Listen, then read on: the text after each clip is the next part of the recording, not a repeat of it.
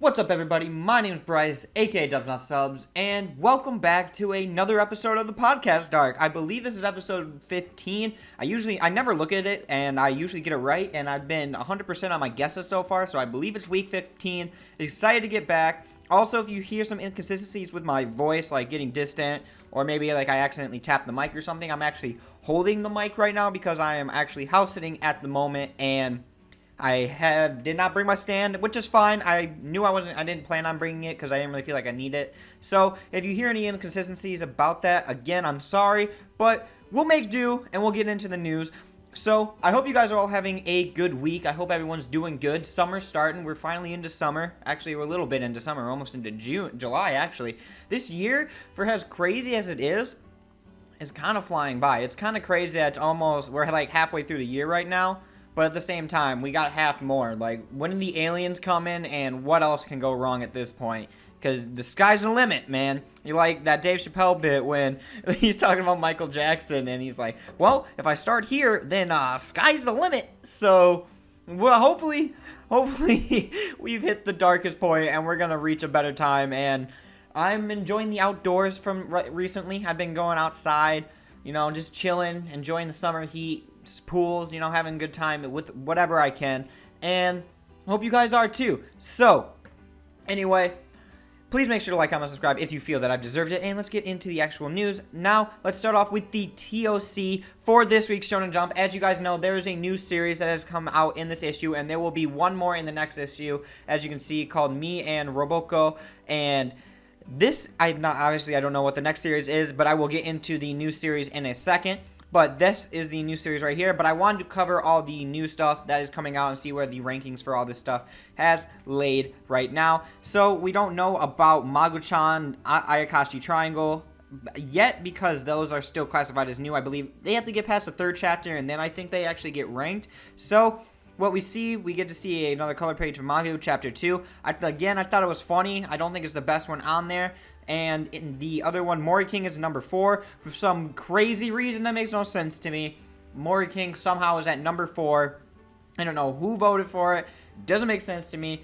I hate this manga, and I don't like it. But anyway, Mashley gets another color page. Mashley is absolutely killing it. It is no surprise to me that Mashley is doing this well. But then we have Bone Collection, which is also doing really well in my opinion. Like, way better than I thought it would. It does have this old manga kind of style drawing. It feels like a Tezuka work because the art is not super detailed or super anything like that, but it has that really 50s vibe to it. So I think there's a charm to the art and almost the wacky stuff that gets into it in there, and kind of the characters okay. I mean, it's a good manga. It's not better than Last Sayuki, but somehow it's doing way better than everything else. I mean, it's doing better than Black Clover, Jujutsu Kaisen, Chainsaw Man. I don't understand how it's doing that well.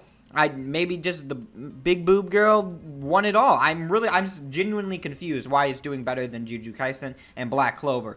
But as you can see, number 6 is Jujutsu Kaisen, Black Clover, and then we're gonna get into the rest of the newbies. Yozakara Family used to be on the bottom, so I'm wondering if all these bottom series are actually neck and neck at the moment, because that's the only way I can explain it, going from like the bottom all the way up here, is that they're all like super close in ranking. Undead Unlocked is doing number 9. I think Undead Unlocked's is better than Yozakara Family. Yozakara Family really got away from what I liked about it. I've said it as many times, but it was better when it had the arc style. This comedy stuff is okay. It's fine, but it's just nothing special.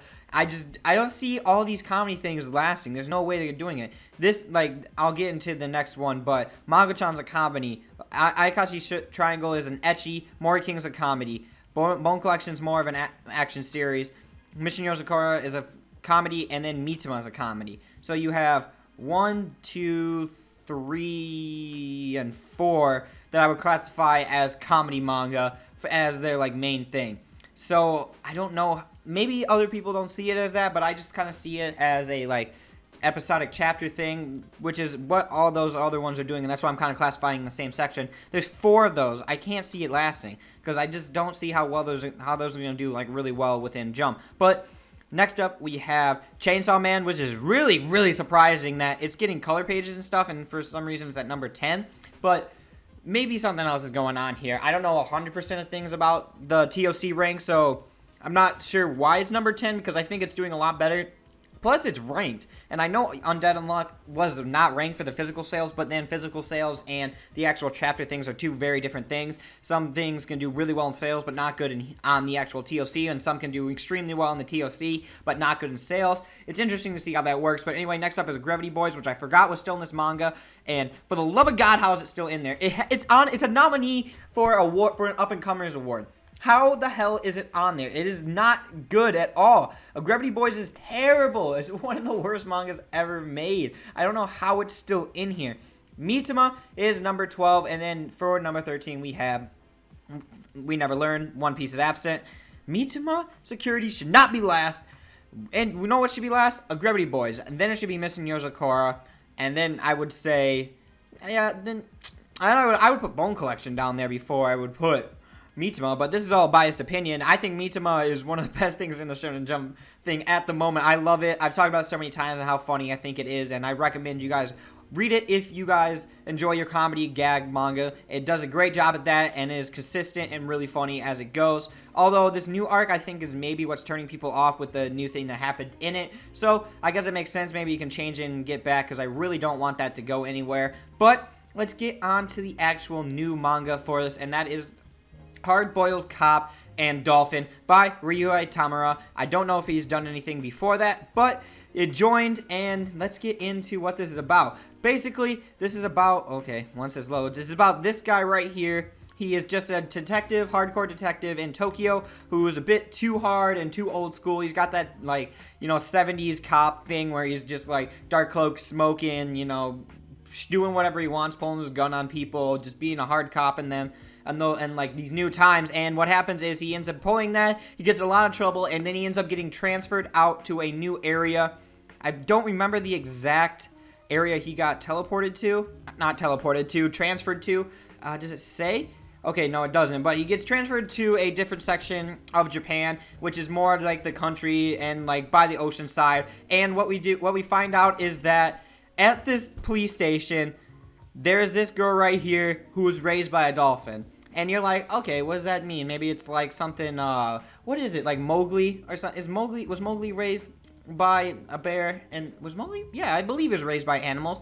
One of the Disney characters were. But anyway, this girl right here was raised by a dolphin. You're like, okay, what? This is kind of strange. And then he goes to join the police force, and when he's getting introduced to all the people on the actual force, he ends up seeing that there is a dolphin wearing a cop uniform who is a cop. And the story centers around this guy getting partnered with the dolphin, who they're partners, and then what the wacky stuff they get into with that. It's genuinely pretty funny. I like the concept.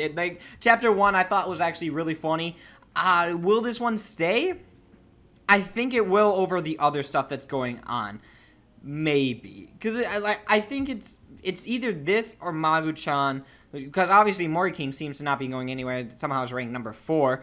So I don't think Magu-chan's going to do crazy well, in my opinion. I think it's going to be between these two. I don't see this thing going on for a very, very long time. But I thought the first chapter was actually pretty strong and pretty funny. The art was pretty good. The characters were they were okay for how they were for the first chapter. We got to see more and see where this is going to go. The comedy was pretty funny. The old, like, cop shticks that was going on, and then the stupid fucking dolphin really got me at points. I thought this was actually a genuinely funny manga. Oh, sorry. I meant to check the OBS, and, like, the thing screen, it skipped and, like, the disappears whenever I minimize it, and usually I just click a tab at the bottom, but you live and let die, as they say. So, Hard-Boiled Cop and Dolphin, good. Don't see it going like crazy long, maybe something like 100 chapters, and probably is going to be out the door at most. I really don't see this lasting for too long, but I could be wrong. And if it stays funny and stays good, keep going, keep strong. I hope Mitama goes on forever, though, because that is my freaking favorite, and I'm not going to change my stance on that. And when it gets canceled, I'm going to be destroyed. But anyway, next up, we have Tames and Udon Katsushika Hokusai's manga, Edo Life and the Wonders of Nature and the Flights of Fancy hardcovers. Now, this is a book. This book is about Hokusai, and if you don't know who Hokusai is, he is the artist who did the woodblock print of the Great Wave, and the Great Wave is the artwork that has the giant wave with all the people rowing towards it. Depending on how you look at it, there's like a whole thing about how this artwork is. It's one of the most famous art paintings in the world. If you guys probably it's called Great Wave. It's called 36 Views of Edo, I believe, is from the collection that it's from. And this Great Wave is the most popular work. You guys have definitely seen it. Whenever you think of that giant Japanese wave, that's what it is. That's what that painting is. So Hokusai basically has a bunch of teachings and literature and art things that he had for his people that he was teaching.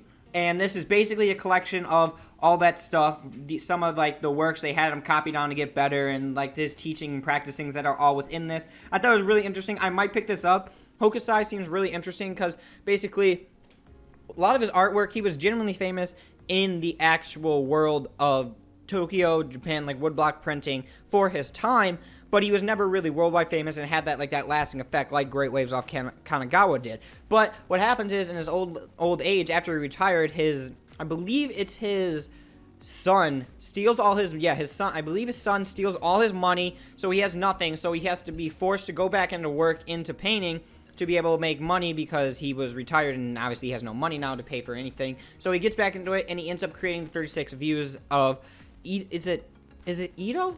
I believe it is Edo, the 36 views of Edo. And basically, within this, you get to see the painting Great Waves off of Kanagawa. I believe that is what the actual painting is called.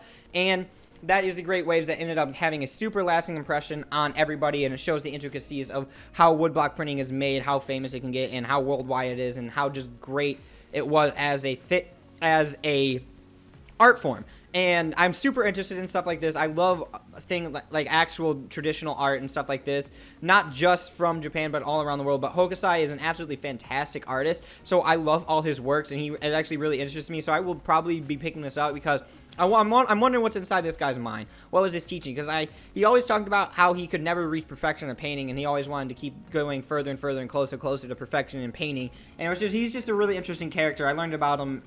I knew about him. I knew about the painting. I think a lot of people did, but I didn't know the artist until I took my non-Western art class around, like my history class for that, and that was one of my favorite classes actually for college because I just thoroughly enjoyed learning about art from around the world, not just in Japan. There was things that we learned from like China, Easter Island, Africa, any place that wasn't Europe and America was pretty much learned from. And I believe, we did South America also, pretty much North America and in Europe were the only two countries that we weren't checking out because it was a non-Western thing. But anyway, next up we have Soul Eater Not. These are volumes 1 and 2. I'm not sure if these are getting released in English, but the fact that it has English writing here and says Perfect Edition on it, I would assume that it is actually going to be released in English because, as you guys know, Soul Eater is doing their actual perfect editions with the regular thing. I just never knew that the actual Soul Eater Not, like the spinoff, was going to get their thing. So if I like Soul Eater enough, I'll probably pick this up just to complete the whole collection of it.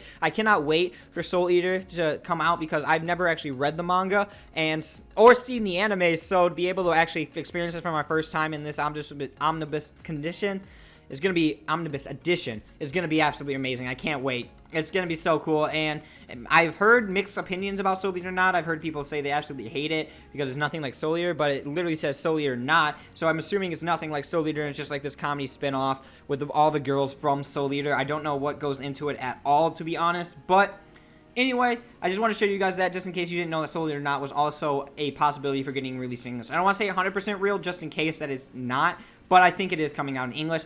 And then next up we have Kodansha has announced that over 400 of their titles will be available on the global online platform of Isneo's premium all-you-can-read subscription. Now this is the Nintendo Switch one, but they also have an app, so you don't have to have the Nintendo Switch app to be able to read it. You can do it on your phone, laptop, anywhere.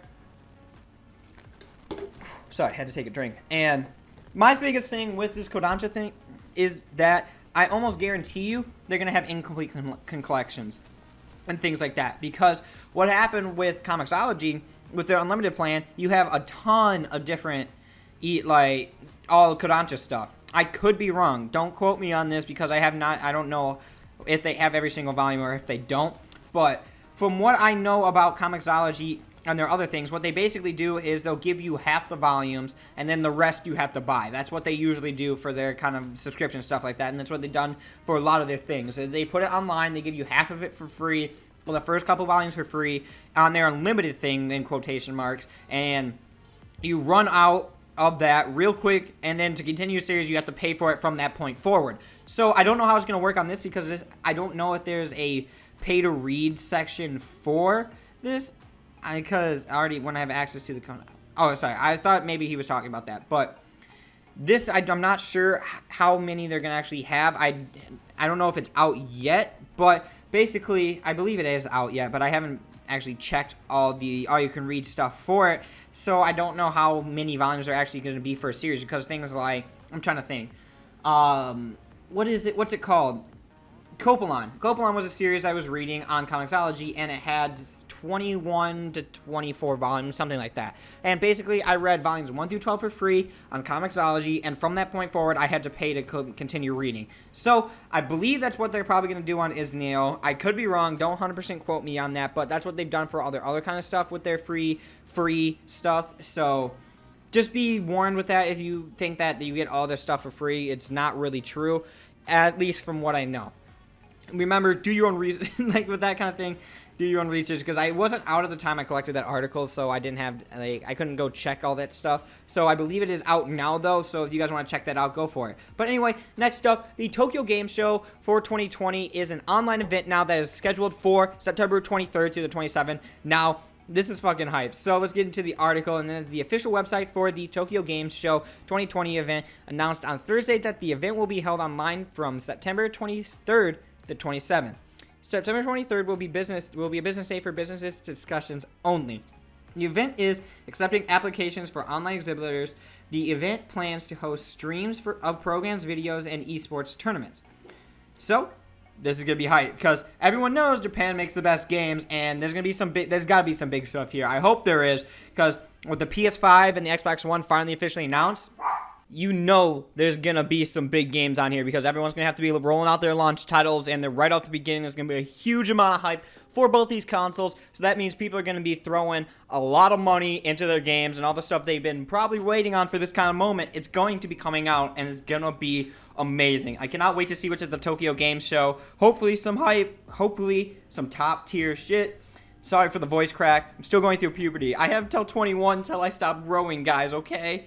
Anyway, next up, we have Ghibli Kids licenses Masaaki Yuasa's Ino-O anime film. Now, I recently watched The Night is Short, Walk-On Girl by Masaaki Yuasa. He directed it, and I believe it's based on a novel, but I just read that. I love the world that he creates. I think the animation and, like, just the crazy stuff he does in it is really cool and really different and unique for these kind of stories.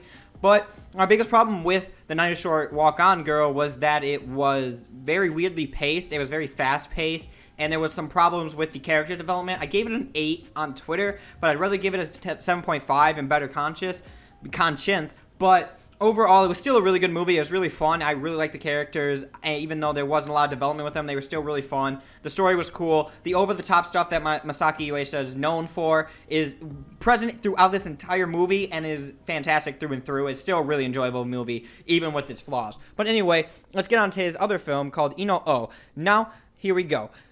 Ghibli Kids announced on Thursday that it has licensed Masaaki Yuasa's Ino-O, the musical anime feature film of Hiroki Furukawa's Hike Monogatari, Ino-O no Maki, Tales of Hike, novel for North American distribution. The company plans to release the film theatrically in 2021.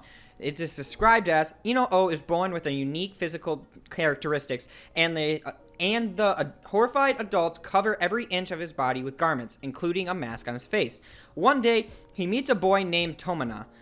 Tomona? Yeah, I said that right. A blind biwa player. And as Tomoya plays a delicate song of tangled fate, Ino-O discovers an incredible ability to dance. Ino-O and Tomona become business partners and irrepressible friends, using their creative gifts to survive on the margins of society. As song after song gain them notoriety and propel them to stardom. Through the songs, Ino-O mesmerizes his audience on stage and gradually begins to transform into something of unequaled beauty. But why is Tomona blind? Why is Ino born with unique characteristics? It is a story about friendship of Ino O and Tomoda who dance and sing to get the truth and break each other's curses. This sounds pretty interesting. I like this, and I like the world that he has created, but I'm going to get into this next part because I didn't know this at first, but I'm glad I read these articles before I start them. I'd like to give him like a quick read over real quick, not like super in-depth, because I want to have a lot of my opinions be my first impressions. I don't want to have to like script a lot of what I'm saying because sometimes it gives an impersonal feeling, at least in my opinion. I don't think there's anything wrong with scripting or anything like that, but when you're able to script out what you want to say, you can say things that you think sound better for people or that, but when I'm stuck here and it's just I'm recording and I gotta say what I gotta say, it seems like it's more of my personal feelings rather than something I'm trying to please everybody, even though I really don't care that much about what people think of me besides like my close friends and family. But anyway, the film is screening in the work in progress program at Annecy International Animation Film Festival online event, which is running from June 15th to 30th. Asamus Ace unveiled manga creator Taiyo Matsumoto's original character design concept for the film at the event. So this is the interesting part that I wanted to talk about, was that Taiyo Matsumoto is going to be doing the character designs for this, and these two have already worked together with the ping pong animation, which is on the bottom of this, where I found out about that. But they're two, like, Taiyo Matsumoto, I don't really know a lot of what his manga is like, or what ping pong is like even, because I haven't read that, and I haven't read his manga, but I have volume 1 of ping pong, actually here where I'm house sitting, so I'm going to get to that, and I'm going to read it through. But his art is so unique, and it's really cool, so I'm excited to see how these characters, these are some early sketches, design concepts, so these aren't final or anything, but these are some of the design concepts. I believe this is going to be the kid with the unique characteristics. It looks like he's kind of got almost, I wouldn't say, are they snake eyes? What did you guys kind of classify them? Maybe more cat eyes? I don't know. The eyes look really spread apart with that angle. He's got kind of cut off hair, like shaggy, like really messed up hair in one of the photos, and then he's got kind of this like bob cut on the front of it, and then it's a longer bob cut on the sides, and just with his eyes closed, with kind of these yellowish cheeks, it looks like, on all the characters. And then we have, that's the blind kid. This is the blind kid, and the one with the unique characteristics has this kind of like, what is this? It almost looks kind of like maybe an egg. Is that an eggplant? I think kind of like an eggplant, or maybe even a pear for a mask with like cloaks, and he's kind of got the zenitsu kind of cloth going with it, and those two together. This looks actually pretty unique. I like the idea of this, and I like both these people. I like his art from what I've seen, Taiyo Matsumoto's art, and I love Masaaki Yuasa's directing. He's great with all his stuff, and I need to see Japan Sinks. That comes out next week, I believe. I believe it's not the 18th. Let me look this up, because I thought it was coming out. Let me check this out real quick, just so I don't misquote it. But I believe it was coming out. I thought it was the 8th. Maybe it's the 28th, which would be today if it is. And I just want to check that to be sure. So here I am, and it's July 9th. What's coming out on the 28th? Oh, B&A is coming out. No, B&A is coming out on the 30th. What I think was on the 28th. I'm so confused. Maybe I just probably read that wrong and something like that. But anyway, this looks cool. I'm excited to see this. I like both these characters, or both these artists, and we'll see where this goes. All we know right now is it's got a license and that it's in the works, so we'll see where it ends up coming out in 2021. I'll probably go see it in theaters. I went and saw Weathering with You in theaters. I've talked about this before, but it was one of the best things ever. I loved experiencing Weathering with You in theaters. Your Name is still my favorite Makoto Shinkai work, but that is definitely... It's so hard for me to pick between Garden of Words and that, because I absolutely love Garden of Words. It's one of my favorite films ever. That also might be in my top 5. I have like my top 5, like my number 5 spot ends up getting switched a lot. I've said, what was it? I said A Whiskers Away was in my top 5, but A Garden of Words could easily take that over in my opinion, and so could A Weathering with You. All those are just interchangeable. There's so many good movies, and they're so different, and they're just everything. But anyway, next up, Universal Studios has delayed the Super Nintendo World area at their amusement park. I believe California was also doing a Nintendo World. I think they're doing it at all these different places, but anyway, the article states the Universal Studio Japan theme park is delaying its upcoming Super Nintendo World area to prevent crowding as a countermeasure against the new coronavirus disease. Makes sense. The park had planned to open the area in late July in time for the 2020 Tokyo Olympics, although the Olympics has been delayed until next year. So they'll probably delay it until next year and then open it up. So, Universal Japan as a whole reopened on June 19th after being closed since February 29th. However, limiting visitors to just annual pass holders and residents of the local Kansai area, as well as reducing overall attendance to about half the usual numbers. So they just want to overcrowd it. It makes sense. Does it say anything about where it's going to It says 2021. Is there any other place? The effort is part of a largely planned Nintendo-themed initiative. The Universal is adding to its theme parks. Comcast had confirmed in January that it would open a Super Nintendo World area in a new Universal Orlando theme park. See, it's Orlando. That's what it was. It wasn't California. It would also open a Pokemon section as part of the Universal Orlando. I think that may be a typo. Universal Orlando Resort, theme park, kids zone area, the Universal Studio Hollywood Park would add its own Nintendo. Okay, so it was California also. Basically, they're going to add a Nintendo area to every single one of the Universal Studios. Pretty hype. I was super excited when this first got announced. My friend is a huge Nintendo fan, way more than I am. I love my Nintendo, but not to that dude's level. And he sent me this shit, and he was like freaking out on me. He was like, I can't wait. We gotta go. We gotta do all this. I'm like, all right, I'm down. Then I kind of forgot. To be honest, I kind of forgot it existed because it's been so long in development. But it seems that the Japan one is actually completely finished. I don't know if this is like a concept thing, but I think this is just a concept. There's no way that can be real. It looks too much like a video game. But anyway, this is so cool. I was really liking this idea. I was really digging it. It's going to bring a lot of people to Universal, which is what they need when they're competing against something like Disneyland. Universal has its own like huge thing with like Harry Potter and other things, but in Nintendo Land, I mean, come on. Who's not going to want to go to Nintendo Land and experience some of these rides like Mario Kart, like Pokemon, like it said? I wonder if they're going to have some like virtual Pokemon thing, almost like how they do at Wisconsin Dells. And if you guys know what that is in obviously Wisconsin, but is a water park that is, I don't know if it's the most famous water park in the world, but that's what they say in the commercials. But they call it the water park capital of the world. But basically, there's a bunch of indoor areas for it, and there's different sections of Wisconsin Dells. Like you have an area called Great Wolf, area called the Wilderness, area called the Kalahari, other places like that. But basically, at the Great Wolf, I believe, there's this thing where you can become a wizard in quotations, but basically they give you a wand and you can explore the entire complex, and there's different missions and things you have to go on and different tasks you have to do. So I wanted to do that kind of a thing with Pokemon where they'll allow you to have these like virtual areas where you can go and catch Pokemon and like throw balls and like Pokeballs and stuff and catch them. I don't know.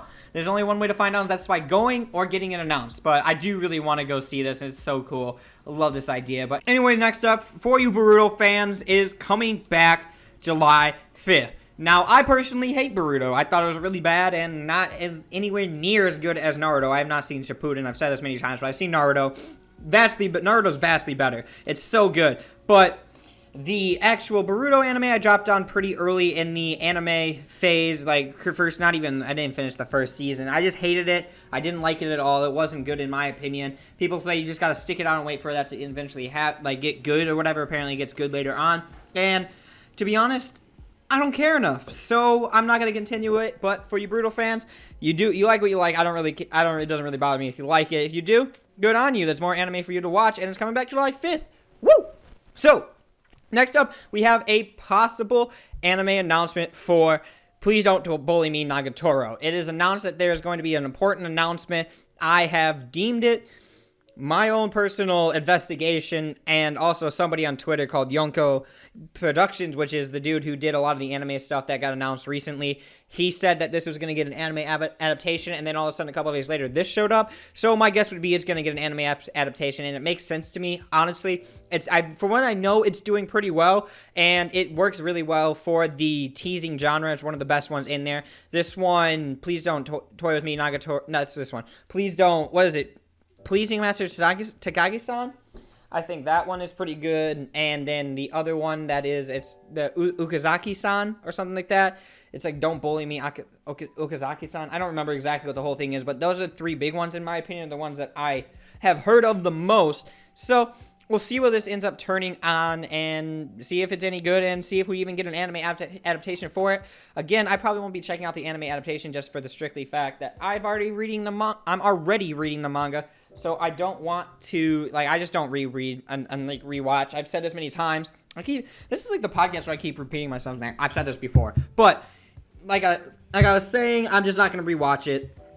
I don't care enough. Nothing really is that big. The only thing I'm going to probably go back that I'm reading the manga for, and that is going to be Golden Kamuy, but that's only because Golden Kamuy has not caught up to where the anime, actually it just caught up with the anime is, so it's not ahead yet, and I started off with the anime, so I'm going to finish with the anime at least until it either doesn't get another season or the manga passes it. But for right now, I'm going to wait until October for Golden Kamuy because it's absolutely fantastic anime. It's one of my favorite anime, one of the best seinen animes out there.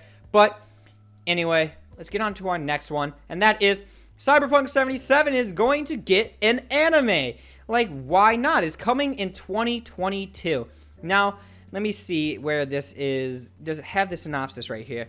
Okay, here we go. Cyberpunk Edgerunner tells a standalone 10-episode story about a street kid trying to survive in a technology and body modification obsessed city of the future. Having everything to lose, he chooses to stay alive by becoming an edgerunner, a mercy outlaw also known as Cyberpunk. Hiroki Imashi, okay, that's all it is. So basically, he becomes an edgerunner to survive. It's going to be done by Studio Trigger. Great animation. I think a lot of their stories lack, so we'll see how edgerunners works. Cyberpunk is so funny to me because, I don't know, is this even out? Cyberpunk isn't out yet, so my guess is 2022 is when Cyberpunk comes out. This anime is going to come out before the game. Like, my God, is that game, I don't even think it will ever come out. I just think it's forever going to be held back to the point where everybody finally forgets about it, and then nobody goes to cancel their pre-orders for it, and then they just pocket all that money for free. It's just this biggest troll that who's making Cyberpunk? It's what was it? It said it here. Oh man, can I not go back? Ah shit, where is it? There's the company. It was like Project something. Studio Trigger. Is it say on there? But anyway, my point is, I don't think that Cyberpunk's never going to come out. I'm so over Cyberpunk. I don't care enough. CD Projekt Red, that's what it is. They did Witcher? Oh, okay. I didn't know that they did The Witcher. But anyway, Cyberpunk has been, coming out for forever. Years now. My, man, this is just never going to...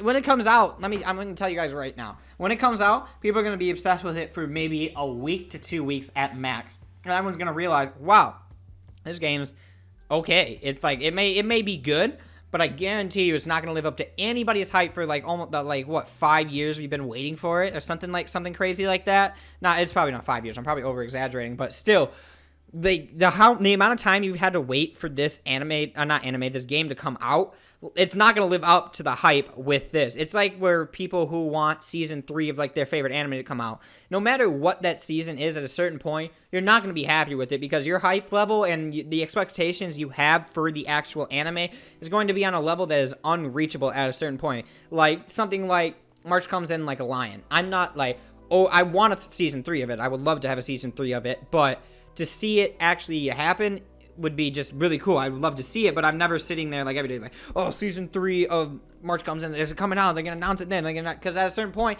you're just hyping yourself up and up and up and up to the point where March comes out in line. It's fantastic and one of the best animes that I've ever seen, and one of the best slice of life animes that I've ever seen. Yeah, I said that right. But it's not going to live up to your expectations because you're going to build up such this level of expectation and promise and what you think this is going to turn out to be. Maybe you read ahead in the manga and then you finally see it comes out. It's not going to live up to your expectations just because you've been wanting it so bad that you get to the point where you want it too much and then it can never reach whatever you want it to be. Not that I just don't think Cyberpunk's going to be as crazy as what everyone thinks. It's just the fact that it's taking out for so long. I guarantee you it's going to be big for a week, maybe 2 weeks, but it's going to die off pretty quickly. Unless it's going to... I could be wrong. I could be very much wrong, but I don't see it really doing that much crazy stuff in Cyberpunk. Anyway, next up we have Square Enix has announced that The World Ends With You, an action role-playing game, is going to get an anime. This has been announced for Anime Expo. We will be able to see more of what this is about once this actually comes out. Now, I have never actually personally played any of those games. I thought maybe some of you guys would like it, but here's my now trying to pronunciate the Japanese for this. Do I know every hiragana in here? I think I do. It should be, I believe, Suara Shiki Kono Sekai. So, as you guys saw that. Wait, what is this one? Right, okay, it is a B. I knew it wasn't a W, but Subara Shiki Kono Sekai. And I did not look at this, that I just noticed is right there the whole time. But anyway, like I said many times before, man, I not stop saying that. I always have something in a podcast or something where I just notice I say the same thing over and over again, and then I notice it, and then it drives me crazy. But I've been learning Japanese, if you guys have been watching this podcast before, so I take every chance I can to practice it. I'm now officially switching from Duolingo to this thing called Pimsleur. This is a really popular guy on YouTube who super hardcore recommends that as a Japanese learning site. And I've also heard people on my last video tell me that it wasn't the best thing to learn Japanese. Somebody said that who was learning Japanese, and he learned a lot of his stuff on just YouTube itself for free. So I'm going to probably stick with maybe doing Duolingo every now and again just to get some like extra words and like phrasing just for like writing. But I'm going to do Pimsleur to actually learn the actual language to speak, because it seems like it's a lot better to do it, and it's a lot harder than Duolingo, because Duolingo is pretty easy, to be honest. It's way too easy. You don't even technically need to know the thing. It's just a matching game, right? For the most part, if you've ever been on Duolingo, basically it'll be something like, let's say this one right here, which is Sue, this first one right here, that means S-U pronounced Sue. So basically what will happen on there, you'll see this, and then it'll give you like 3 options, like Sue, Ra, and then she, something like that, and you got to pick the right one. And it doesn't really make it that hard for you to remember it. Now, obviously, it works if you do it enough and put enough time into it, but I can see, like, I've forgotten a lot of things that I learned in there. Like, I know things like Konnichiwa, Sumimasen, and Sumimasen I learned on Pimsleur, but I'm trying to think, let me do ones that are from Duolingo that I know. Nomu is night, Yoru is read? Yoru is where? I believe Kiru is where, Yoru is read, and then Yomu is, can't remember. See, it's been a while. That's what I'm saying. Like, it's kind of hard to get it down like 100%. Then you have something like Mimi, which is ear, may, eye. You get my point. Hey, kids, use some of the basic stuff, and I do think you can learn from it. It's a thing. Everybody has their own personal learning thing, so it would be like, oh, the definite thing is to go Pimsleur. The definite thing is just to learn phrases on YouTube. The definite thing is to use Duolingo. Doesn't work person to person, so you just got to find almost trial and error style. It sucks, but to be honest, that's the only way to find out personally what works for you. Maybe if you already have an idea of what you want to do within, or like what you know like helps you study the best, you can work around and find some learning thing. Maybe it's Rosetta Stone, maybe it's Pimsleur, maybe it's whatever that helps you learn the best, and you just got to find that out yourself. But now I got so sidetracked. Anime Expo, it is going to be coming out July 3rd and 4th. It's when the 2 days are going to be coming out. Hopefully, I want to do something for the Viz Media panel and then the Impress panel, because I don't think that would be like crazy long. So basically, here we are having the full schedule for Anime Expo. Now, this is everything that's going to be coming out. It's a 2-day event, and there's a lot of people on here. If you want to go to the actual site, I'll leave it in the description, because they have like online exhibitions and stuff like that. I need to check out like the Artist Alley and the exhibitors, because I want to know what that is, because I don't know if they're going to do like a custom thing where like they have like their own merch or something on there, or maybe it's just like their website. Because from what I've clicked on here and what I saw from the actual site and like the Artist Alley, you just click on it and it'll give you like the Twitter, Instagram, and site, and then you can go order stuff off of there. So I might get a couple things to support some artists. My first event's going to be an online event, but I'll take it. I mean, it'll be fun. But anyway, first up, at the first event for this whole event is going to be Viz Media's panel. Now, I'm sure at a lot of these panels for Viz Media and stuff like that, they're going to be probably doing a lot of things talking about how COVID's affected their industry and how it's affected their company personally and what they're having for the future of it. So I'm pretty sure a lot of these, pretty much everything that's on here is going to have something to say with that. I would assume, I could be wrong, but I think a lot of them are going to be going towards that. But we'll also have to see what is going to be released, because I assume they're going to probably have some licensing. A lot of people did this last time for Anime Expo. I'll probably do a recap of it like I did last year. So we'll see what the new licensing and stuff like that is going to be for these things, and I'll wrap that up for you once this whole thing is over. So I'm excited to see what Viz Media is going to come out. Then right after that, on 120, we got Yin Press. Then after that, I don't know, it's a cosplay event. I don't know much about cosplaying, but I might check it out just to see real quick what's going on there. I'll check out the Tokyo Pop event, because I want to see what they're going to be licensing, seeing as they're coming back into the game now with more unique stuff. The Fox and the Tanuki is something I recommend for Tokyo Pop's new stuff that's coming out. I actually really enjoyed that one, so we'll see how that one turns out so far. But it's basically like almost like a Disney kind of style thing. A fox yokai that has been trapped in something for 500 years for committing crimes against the yokai, like other spirits, has finally been released and has been tasked to raise a tanuki to work for the gods, and that's basically how it goes. It's actually really good. Then we have Tokyo Cribs. This actually seems really cool.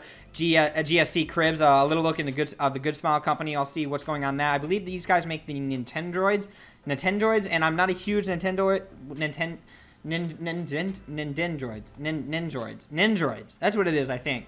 Anyway, Nintroids, and I'm not a huge fan of figures in general, so I just want to kind of check it out and see what's going on within that. It seems pretty cool, and it's only going to be running for what seems like a half hour. Then next up we have Denpa's books. We'll see what that's going on with them.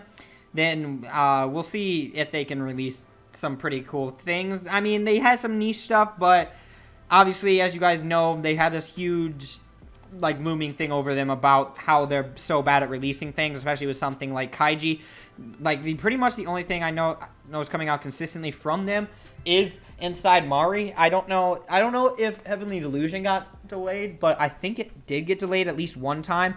Obviously with this whole thing it makes sense, but Kaiji is the biggest example of how long it's been for that. Aniplex, definitely going to have to check out Aniplex. They're great for what they do. I want to see if they're going to have anything new, if they're just going to recap pretty much all the stuff they have. Masquerade, I don't know what's going on with that. But Bushi Road mobile panel, don't know what that is. I'll check out the J Novel Club because I've been starting to get light novels recently. I've been reading Torture Princess. It's actually a fantastic light novel. It's actually released by Yin Press, but this is pretty cool. I can't wait to see it. Then you have some discussions about J Novel industry, AX Cosplay Senpai, Demo the movie. I don't know what this is the music one that I've heard about. I think it's CGI, so I don't really care that much. What can we do as far as a fan to help bring your favorite titles to North America? Probably just this might be pretty interesting. I'm interested to see what they're going to say for that. Warner Bros. Japan stay connected with anime, Love X Love, an all-inclusive romance from Tokyo Pop. I believe this is just them talking about one title. Studio Trigger live drawing. I don't know who's going to be doing that. East Beats Wets getting into the manga, into the anime industry as a foreigner. Seems interesting. I'll check it out just to do it. I'm not looking to get into the anime industry, but it seems like something that would be cool to see what the path would be and what it would take for a foreigner to get into the anime industry. Gigabyte special preview. I don't know what that is. The Funimation industry panel is going to have to definitely check that out, but at the same time, you got Right Stuff, so there's going to be, I don't know how this is going to work out, which I'm going to have to do. I'll probably just have to watch, I'll watch Funimation live, and I'll go back to see what Right Stuff's doing afterwards, because obviously I don't see any licensing coming from them, but I'm interested to see what Funimation is going to have to say. Then we have the history of thematics in League of Legends. Production IG, I'm going to check this out, because Production IG does Appa Ranman, which is something I really enjoy, and that's going to be coming back this summer. Also, Yen Press presents So What I'm a Spider, basically going to talk about that manga right there. BIPOC in anime, I don't know what that is. Masquerade Winners, another one. Crunchyroll Industry, I'll check that out and see what they got to say. Orange presents I Hate CGI, and that's what they're presenting, and that's what I feel about it. Anyway, then you have the Plus Ultra Dance Workshop. I don't know what that is, but I'm not going to watch it. Manga Planet and Futakiya panel. Now, Manga Planet, out of all these streaming services that are out between Mangamo, this Manga Planet, Isneo, I would go for Manga Planet. They have some of the most unique and actually good titles on there. This is the closest I would get to pay for it. But the thing is, with their panel, I really want them to release a mobile app. I think in 2020, it is crucial to have a mobile app and have it to run good. Something like Mangamo came out with their thing, even though there's a lot of problems with it, and that's what I'm saying. Is people who have a website, I think, greatly hurts them to only have a website. I'm not saying have a website is bad at all. It helps you so much, but I think in this day and age, especially for manga and the mobile reading digital side of all this community, you have to have a mobile app with it so you can read anywhere. Like Shonen Jump thing, like Manga Plus, like there's a couple other ones, but obviously you know them if you know what I'm talking about. I know what I'm talking about. You guys get me. You guys are smart, big brain people. But Manga Planet needs to have an app, and that's going to be the crucial factor to see how this goes. I don't mind paying the $7 if there's an app. Because if I can bring this anywhere, then I can justify wanting to do that. But I'm not going to pay for it just to be on my laptop, because I don't read manga on my laptop, and I don't want to sit here at a desk and have to read. I want to be able to go sit on the couch, go in the bathroom, go to work on breaks and read manga instead of having to be set in one position. But anyway, last up we have Anime Expo. Oh, by the way, I'm going to watch the Manga Planet. I don't remember if I said that. But anyway, last up we have Anime Expo Light Lizana live at LA. I'll check this out because I believe is Lizana the one who did the Demon Slayer opening? Or is that someone who has a similar title? Let me see. No, I'll look this up right now because I don't want to look stupid. Liz Anna on Spotify. Spotify is like the best thing. I listen to this thing so much. I always have that. I don't know if you guys get. Oh, Lisa does it. Oh, I don't know who this is then. I don't even see her on here. Who's? Is it Lisa? Is it just supposed to be Lisa? Actually, it does say Lisa is spelled the exact same way that it is on there. I don't know. I'm gonna watch it either way because I'm interested to see what this is. And at worst, it's not good, and then I won't watch it. But I believe that is it. So, guys, thank you so much for watching. I will now be implementing, now that we are back on schedule. This week, I used this time to get back on track for this podcast and get back on the right track. And from now on, I am going to be back into implementing the new segments that I had before, like Hot Take, like Shower Thoughts, like From Me to You, because I want to get back and have this into a more professional, better setup style. I like where this is going, but I just think we should add some of that stuff in there to just be more fun, seem more professional, and be better for you guys. So let me know if you guys have any suggestions for things you want me to implement in here. Maybe a segment that you think is good. It would be great for the podcast. Even maybe I might start a question thing at the end of this so I can answer some of you guys' questions about me, anime, manga, even doesn't pertain to my channel or anything like that. Just what do you have to do? I could research and try to help some of you guys' questions out. Anyway, thank you guys so much for watching. I always appreciate you guys listening. Please make sure to like, comment, subscribe if you feel that I've deserved it. And as always, I'll see you in another video.